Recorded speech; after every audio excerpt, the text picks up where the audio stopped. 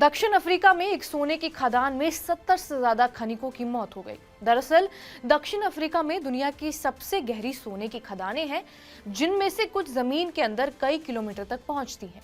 सोने से समृद्ध दक्षिण अफ्रीका के कुछ हिस्सों में अवैध खनन आम बात है। जब फायदेमंद ना रह जाने पर कंपनियां खदानों को बंद कर देती हैं, तो उनमें बचे हुए भंडार को खोजने के लिए अवैध रूप से खनिक प्रवेश करते हैं।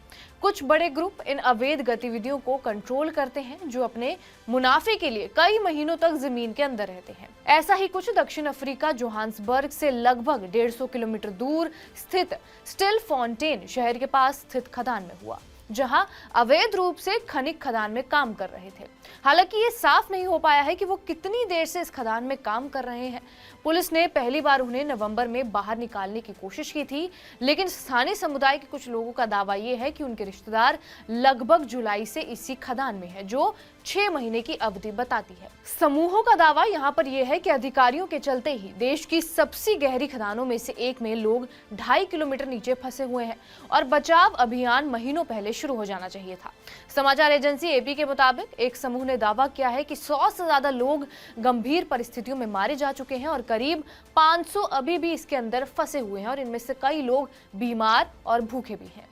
नागरिक ग्रुप्स ने कहा है कि सैकड़ों खनिक महीनों से एक छोड़ दी गई सोने की खदान के अंदर फंसे हुए हैं और इसमें से कईयों की मौत भूख और प्यास के चलते ही हो गई है। अधिकारियों ने नवंबर में बंद कर दी गई इस गोल्ड माइन में अवैध रूप से काम कर रहे लोगों को बाहर निकालने के लिए अभियान शुरू किया था और इसके तहत उनके भोजन और पानी की सप्लाई काट दी गई थी। लेकिन सवाल ये भी है कि अवैध तरीके से काम करने वाले खनिक इतनी देर तक खदान में कैसे रुक जाते हैं।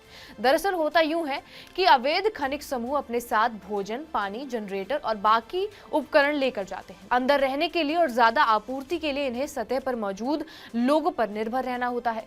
पुलिस ने पिछले ही साल अवैध खनन के खिलाफ कार्रवाई करते हुए खनिकों की आपूर्ति काट दी थी। इसके अलावा रस्सियों को भी तोड़ दिया, जिनका इस्तेमाल वो खदान में उतरने के लिए करते थे, और अब आपूर्ति के लिए इस्तेमाल की जाने वाली पुलिस सिस्टम को भी तोड़ दिया गया।